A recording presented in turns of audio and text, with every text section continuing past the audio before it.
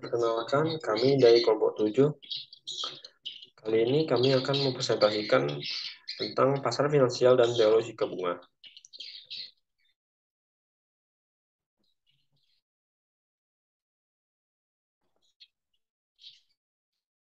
Kelompok kami terdiri dari Widi Otavia, saya sendiri Veron, Charlie, dan Larissa Adiliani.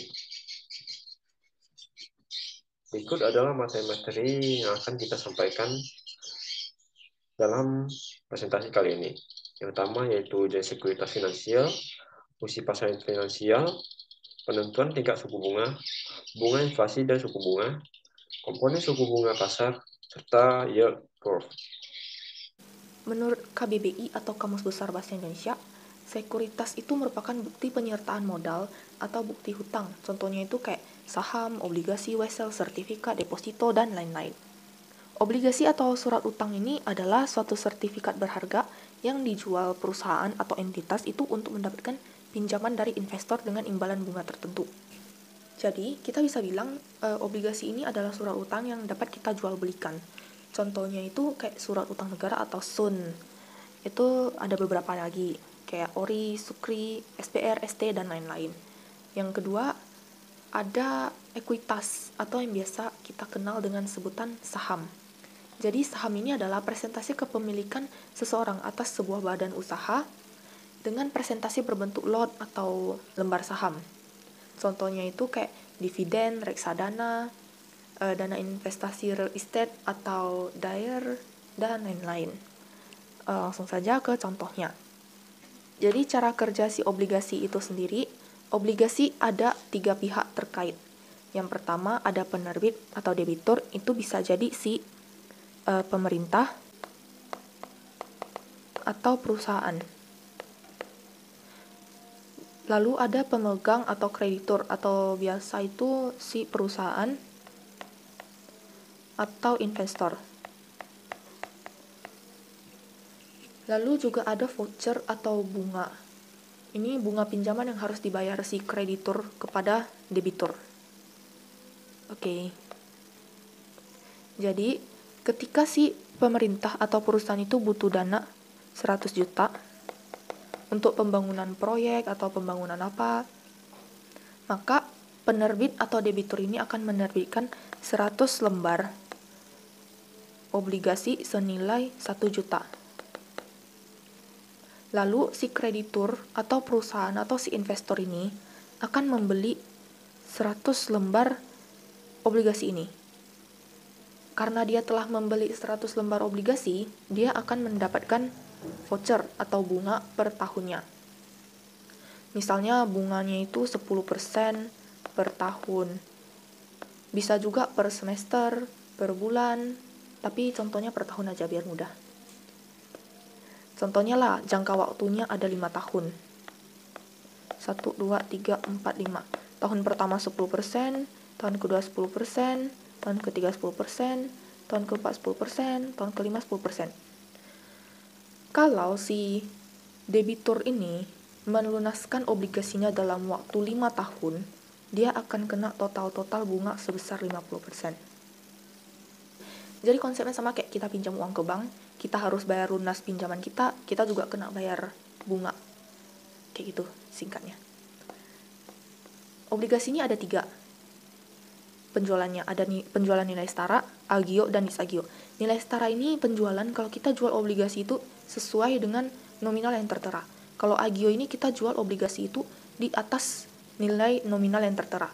Dan di disagio ini kita menjual obligasi di bawah dari nilai yang tertera. Dan besaran kurs ini dapat ditentukan oleh tingkat suku bunga pasaran. Misalnya di pasaran itu suku bunganya ada 15%. Lalu si penjual satu ini ada yang menjual dengan suku bunga 10%. Ada juga penjual 2 yang menjual sebesar 15%. Kalau kita mau beli obligasi, tentu kita akan memilih yang 15%. Karena kalau kita pilih yang 10%, di sini ada contohnya, langsung aja ke contoh kurs nilai nominal yang ini. Nominal yang kita beli itu 100 juta, jatuh tempo 3 tahun, dan bunga 10%. bunga per tahun yang kita dapatkan itu adalah 10 juta per tahun pendapatan bunga yang kita dapat. Tapi kalau kita beli yang 15% ini, yang ini, kita akan mendapatkan bunga 15 juta per tahun. Lebih untung dong, lebih untung 5 juta. Lalu selanjutnya ada Disagio. Di sini ada contoh obligasi yang terbit pada 1 Januari 2017 sebanyak 2.000 lembar, nominal 2 juta per lembar. Bunga 20% per tahun dan kurs saat itu 97%. Jatuh temponya 31 Desember 2021. Jadi di sini dapat kita simpulkan, jatuh tempo obligasi ini adalah selama 5 tahun. Jadi saat penerbitan ada 3 hal yang harus kita cari. Pertama adalah utang obligasi. Utang obligasi ini dapat kita temukan dengan jumlah lembar obligasi dikali dengan nominalnya. Utang obligasi saat itu adalah 4 miliar. Untuk mencari disagio obligasi ini kita cari dengan utang obligasi 4 miliar dikali dengan 3%. Kenapa 3%? Karena kurs 100% dikurang dengan kurs saat ini 97%. Yang ini sama dengan 3%. 4 miliar dikali 3% itu 120 juta. Jadi disagio obligasinya sebanyak 120 juta. Lalu kas yang diterima tinggal dikurangin aja, 4M dikurang 120 juta.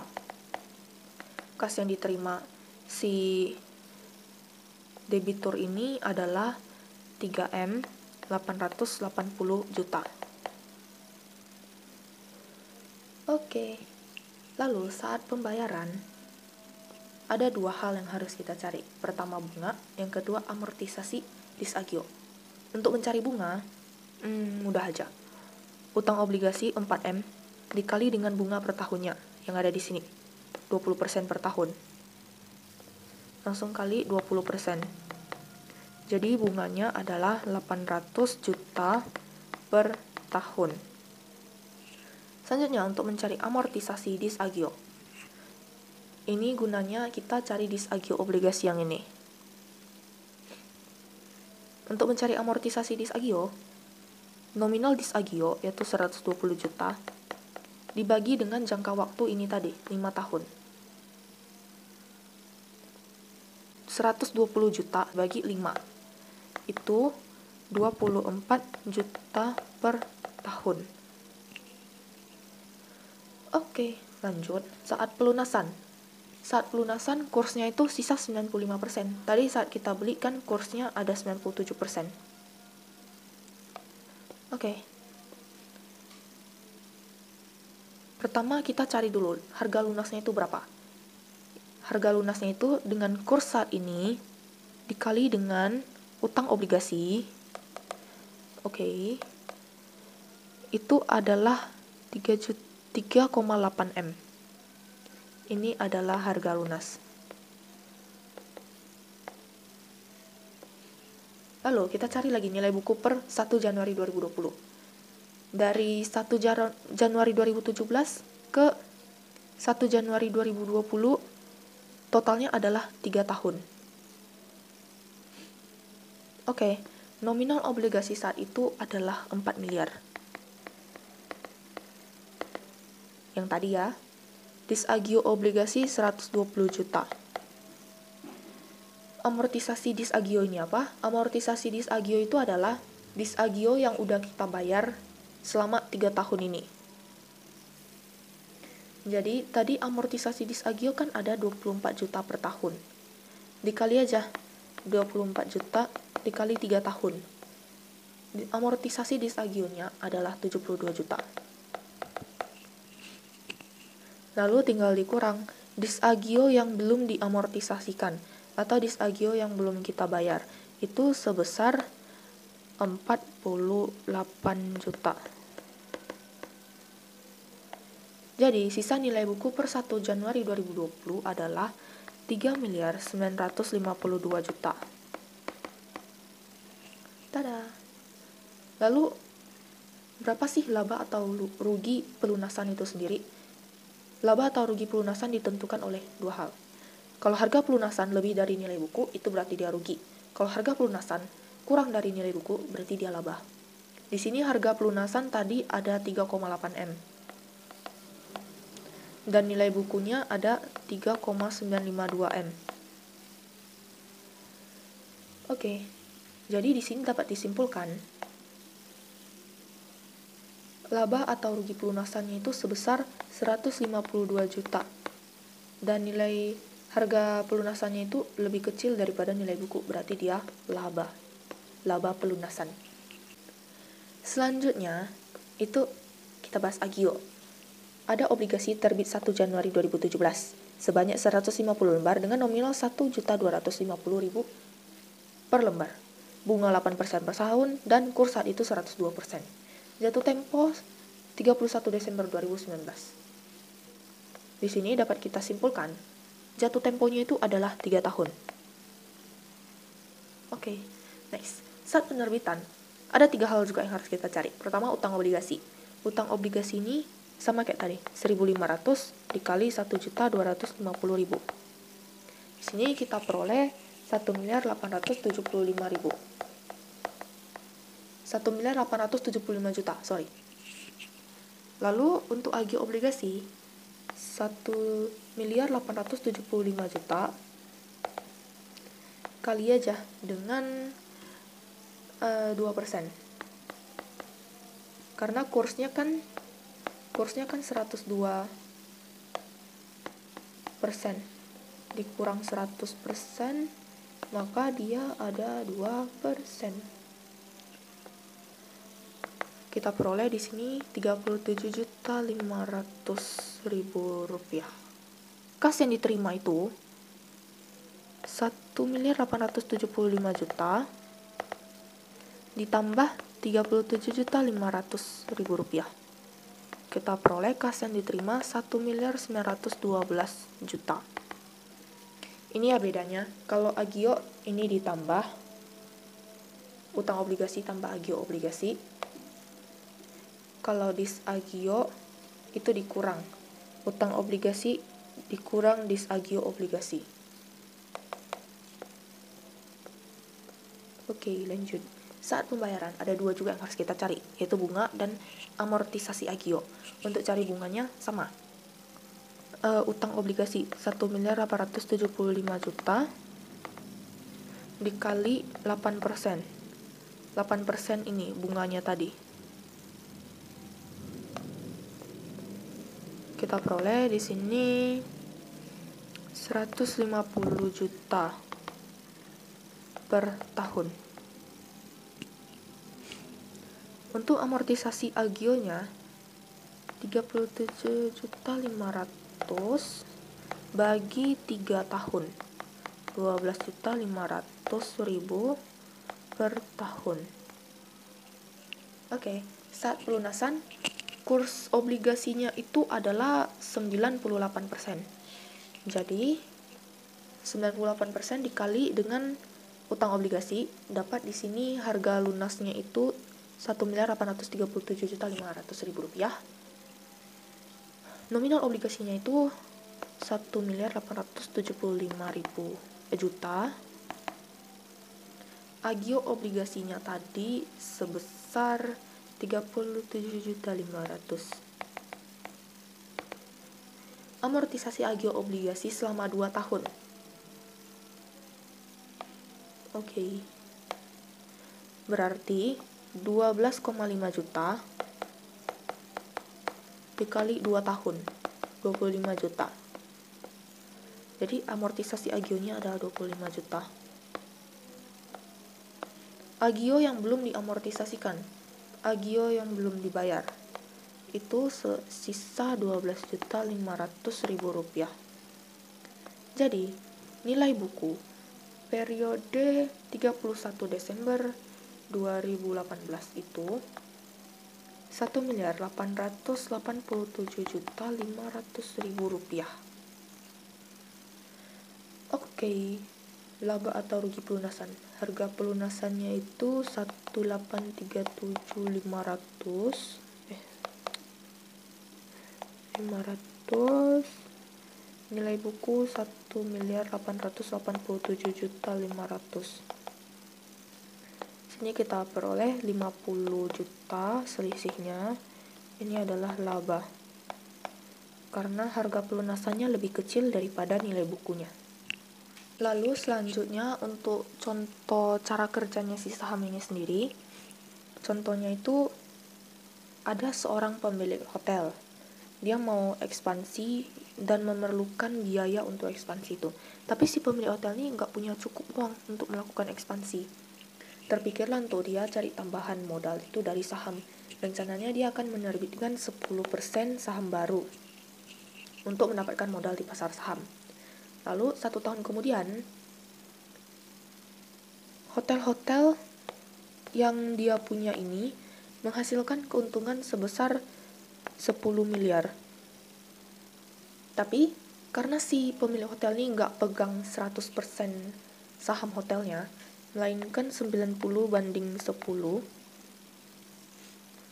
si pemilik hotel ini harus membagikan keuntungannya itu sebesar 10% untuk para pemegang saham. Jadi dia harus membagikan 1M untuk investor. Inilah yang kita bilang sebagai dividen. Oke. Lalu di sini saya ada contoh soal saham lagi. Ada saham yang terbit pada 1 Juli 2018. Jatuh temponya itu sebulan kemudian. Saham yang diterbitkan sebanyak 100 lembar dengan nominal 1 juta per lembarnya. Harga jualnya itu Rp1.250.000. Lalu tanggal 5 Juli, pemegang saham ini menerima uang muka sebesar 40%. Nah, saat pesanan saham itu ada 3 hal yang harus dicari. Yang pertama, piutang pesanan saham. Piutang pesanan saham ini dapat kita cari dengan harga jual dikali dengan jumlah lembarnya. Dapatlah di sini 125 juta. Lalu, modal saham yang dipesan itu dapat kita peroleh dengan 1 juta atau nominal harga saham itu sendiri dikali dengan 100 lembar. Dapat di sini 100 juta. Lalu untuk cari agio saham, agio ini apa? Agio ini selisih lebih si saham ini. Karena piutang yang dia punya itu melebihi daripada modal. Kalau piutangnya kurang dari modal, berarti dia disagio. Konsepnya sama kayak obligasi tadi. Agio saham gampang, 125 juta dikurang 100 juta. Dapatlah 25 juta agio saham. Lalu saat menerima uang muka saham itu sendiri, dapat kita cari dengan piutang pesanan saham yaitu 125 juta dikalikan dengan persenan si DP ini sendiri. 40%. Dapatlah di sini DP-nya 50 juta. Lalu saat pelunasan gampang, tinggal 125 juta dikurang dengan DP-nya. Pelunasannya sebesar 75 juta. Saat penerimaan sertifikat saham, nominal yang tertera itu 125 juta. Ambil saja dari sini.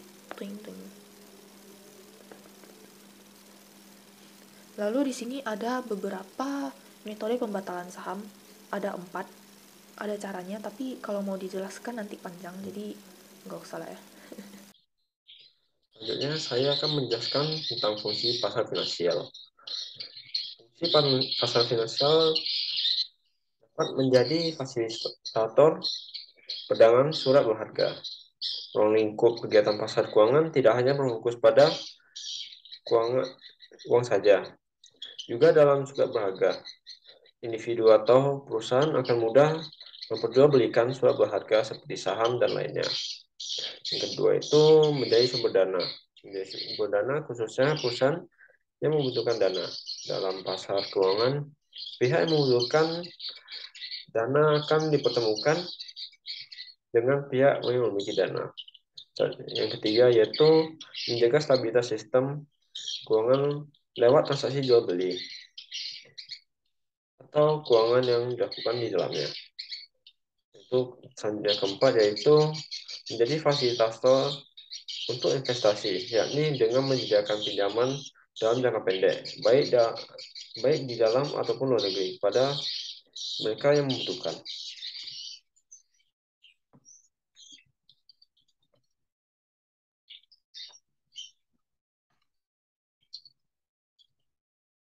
Tiga fungsi ekonomi utama pasar.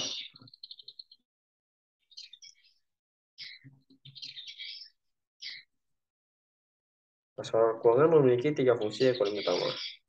Pertama, yaitu menentukan harga aktiva yang diperdagangkan melalui interaksi antara penjual dan pembeli. Hal ini disebut proses pertemuan harga atau price discovery process. Yang kedua yaitu pasar keuangan menyediakan suatu mekanisme bagi investor untuk menjual aktiva kewajibannya. Karena kegunaan tersebut, pasar keuangan sering dianggap dapat menawarkan suatu likuiditas, yaitu kemampuan untuk mengubah aktiva menjadi kas. Yang ketiga yaitu kemampuannya untuk menurunkan biaya transaksi. Dua biaya dihubungkan dengan usaha transaksi, yaitu biaya pencarian dan biaya informasi.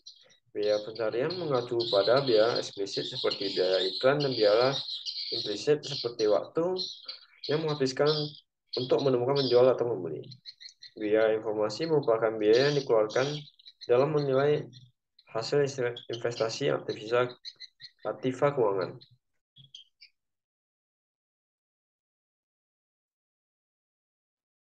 Perkenalkan, nama saya Charlie dari kelompok 7. Saya akan menjelaskan tentang penentuan tingkat suku bank. Pertama-tama, apa itu suku bank? Suku bank merupakan salah satu variabel dalam perekonomian yang senantiasa diamati secara cermat. Karena dampaknya yang luas, ia mempengaruhi secara langsung kehidupan masyarakat, keseharian, dan mempunyai dampak penting terhadap kesehatan perekonomian. Ia mempengaruhi keputusan seseorang atau rumah tangga dalam mengonsumsi, membeli rumah, membeli obligasi, atau menaruhnya dalam rekening tabungan. Suku bank juga mempengaruhi keputusan ekonomis bagi pengusaha atau pimpinan perusahaan. Apakah akan dilakukan investasi pada proyek baru atau perluasan kapasitas? Ada dua teori penentuan suku bank yang paling berpengaruh. Pertama, teori Fisher atau Loanable Funds Theory. Teori Fisher adalah teori yang bersifat umum dan jelas mengabaikan masalah-masalah praktis tertentu, seperti kekuasaan pemerintah untuk menciptakan uang dan permintaan pemerintah yang seringkali besar terhadap dana pinjaman yang biasanya kebal terhadap tingkat suku bunga. Selain itu, teori Fisher juga tidak mempertimbangkan kemungkinan bahwa individu-individu dan perusahaan-perusahaan berinvestasi dalam saldo kas. Yang kedua itu ada teori G.M. Keynes atau yang teorinya Liquidity Preference Theory. Liquidity Preference Theory atau teori hasrat likuiditas yang awalnya dikembangkan oleh G.M. Keynes menganalisa suku bank equilibrium melalui interaksi penawaran uang dengan permintaan agregat publik untuk memegang uang. Keynes mengasumsi bahwa sebagian besar individu memegang kekayaan hanya dalam dua bentuk. Pertama, uang, kedua, obligasi. Menurut Keynes, uang ekuivalen dengan valuta dan rekening giro atau yang kita tahu atau demand deposit yang tidak membayar bunga atau membayar bunga sangat rendah tetap sangat liquid dan bisa digunakan bagi transaksi. Secara umum, kedua teori ini menghasilkan tingkat bunga yang keseimbangannya itu sama. Yang berbeda dari keduanya adalah metodologi yang melandasinya. Liquid preference theory disusun berdasarkan permintaan dan penawaran. Dari persediaan uang dan pandangan bahwa semua keputusan keuangan menekankan pada segi uang dan likuiditas. Oleh karena itu, model dana pinjaman dikembangkan berdasarkan aliran dana pada sistem keuangan dan memandang keputusan keuangan dibuat dengan asas likuiditas yang lebih luas. Tingkat bunga Tingkat bunga ada dua. Yang pertama, tingkat bunga nominal. Tingkat bunga nominal adalah tingkat suku bunga yang tidak memperhitungkan inflasi. Sedangkan kalau tingkat bunga real itu tingkat suku bunga yang memperhitungkan inflasi. Berbeda dengan tingkat buku nominal, tingkat bunga real menyesuaikan inflasi dan memberikan tingkat bunga real dari suatu obligasi atau pinjaman. Kalau tingkat bunga nominal itu adalah konsep sederhana untuk dipahami. Contohnya kayak contoh tingkat bunga nominal pertama itu misalkan kita meminjam $100 dengan suku bunga 6%. Terus kita mengharapkan untuk membayar bunga $6 tanpa memperhitungkan inflasi. Kerugian menggunakan tingkat bunga nominal adalah tidak menyesuaikan tingkat inflasi. Terus kalau untuk menghitung tingkat bunga real, pertama kita butuh bunga nominal. Perhitungan yang digunakan untuk mengetahui tingkat bunga real adalah tingkat bunga nominal dikurangi dengan tingkat inflasi yang diharapkan atau aktual. Tingkat ini memberikan tingkat real yang diberikan pemberi pinjaman atau investor setelah inflasi diperhitungkan. Ini memberi mereka gagasan yang lebih baik tentang tingkat di mana daya beli mereka meningkat atau menurun. Sekian dari saya, terima kasih. Pertama, saya mau jelasin hubungan inflasi dan suku bunga. Saya mau kasih tahu dulu nih sebelumnya, inflasi itu adalah kenaikan harga yang terjadi secara terus-menerus dalam waktu tertentu. Yang pertama, solusi untuk meredam masalah inflasi apa? Inflasi yang terjadi itu menunjukkan bahwa pertumbuhan ekonomi negara itu terlalu cepat, sehingga butuh dihentikan atau diredam untuk tidak memberatkan masyarakat negara itu. Solusinya apa? Solusinya itu bank sentral itu harus naikin suku bunga. Otomatis bank-bank yang lain suku bunganya akan ikut naik. Yang kedua, apa yang terjadi jika suku bunga naik? Suku bunga akan ikut naik jika inflasi juga terus meningkat. Dan itu mengakibatkan harga saham perusahaan terus menurun dan dalam kondisi tidak stabil untuk melakukan investasi. Karena jika suku bunga naik, maka perusahaan yang memiliki utang dengan bank itu otomatis bebannya bakal bertambah. Soalnya bank menaikkan suku bunganya kan, tapi kalau nggak dinaikin suku bunganya, masyarakat itu bakal lebih milih melakukan pinjaman daripada menabung. Yang ketiga, inflasi berpengaruh dalam nilai tukar mata uang. Kenapa berpengaruh? Karena inflasi itu menyebabkan harga-harga di dalam negeri itu lebih mahal daripada di luar negeri. Jadi negara dalam negeri itu bakal lebih memilih mengimpor barang-barang, tapi itu bakal bikin mata uang mereka tuh jatuh. Mata uang negara tersebut ya, yang mengimpor. Selanjutnya ada komponen suku bunga pasar. Yang pertama ada total biaya dana. Total biaya dana itu adalah biaya yang dibayarkan bank terhadap masyarakat.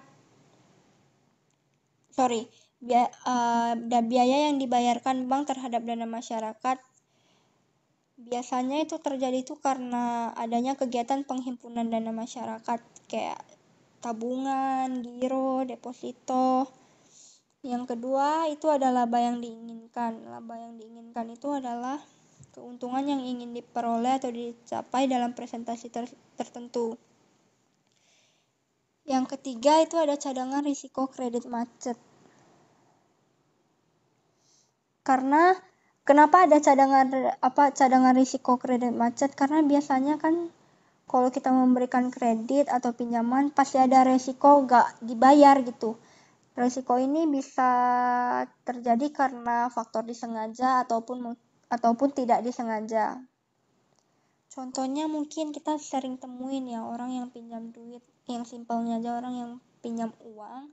Saat kita mau tagih dia bilang nggak ada duit kita. Nah itu kita nggak tahu memang dia nggak ada uang, faktor yang tidak disengaja, atau dia memang nggak mau bayar aja nih sama kita. Lanjut, yang keempat itu ada biaya operasional. Biaya operasional adalah biaya yang dikeluarkan untuk melakukan kegiatan operasional, contohnya kayak biaya gaji, biaya administrasi, biaya pemeliharaan, biaya atau beban-beban lainnya. Terakhir itu ada pajak. Pajak itu dibebankan kepada pemerintah. Pajak itu pemerintah membebankan kepada bank atau pihak-pihak yang memberikan fasilitas kredit kepada nasabah lain. Yang terakhir ada yield curve. Curve adalah curve yang menggambarkan imbalan hasil dari suatu atau lebih obligasi untuk periode jatuh tempo yang berbeda-beda. Hubungannya itu bisa berjalan positif. Apa maksudnya dari berjalan positif? Maksudnya itu sejalan atau sesuai dengan perusahaan. Atau bisa jadi hubungan negatif yang nggak sejalan atau berlawanan. Dari kurva ini penting kita bisa lihat, soalnya kita sebelum kita investasi itu kita harus lihat dulu keuntungan yang mereka capai atau yang mereka tawarkan ke kita tuh setimpal atau enggak dengan dana yang kita investasikan. Jangan main asal investasi, karena misalnya nih kita udah tahu grafiknya itu turun atau datar terus kan, tapi kita tetap paksa buat investasi ke dalam situ. Nanti dalam beberapa tahun ke depan antara keuntungannya itu tidak naik atau malah kita rugi karena investasi di situ. Sekian, terima kasih.